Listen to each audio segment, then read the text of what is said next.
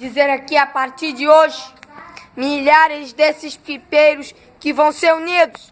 Eu queria lhe dizer que a partir de hoje, milhares desses pipeiros aqui que vão ter que lhe dizer que a partir de hoje eu vou fazer esse discurso aqui, que essa capital, quem vai ser a capital do Império Pipeiro do Brasil, será a nossa cidade, será Campos dos Goytacazes. Campos dos Goytacazes será a capital do Império Pipeiro do Brasil. Milhares e milhões de pipeiros brasileiros que não possam nem desistir de soltar pipa. Milhares e milhões de pipeiros não podem nem parar de soltar pipa. Milhares e milhões de pipeiros vão ter que soltar pipa para sempre. E milhares e milhões de pipeiros vão ter que soltar pipa para sempre. Então eu queria lhe dizer que a partir de hoje, de amanhã e de sempre, eu queria lhe dizer para você que é pipeiro, não pare de ser pipeiro e não vai parar de soltar pipa. Só peço que a partir de hoje e de amanhã e de sempre, eu peço para vocês pipeiros de todo estado, da sua cidade, no meu estado, na minha cidade,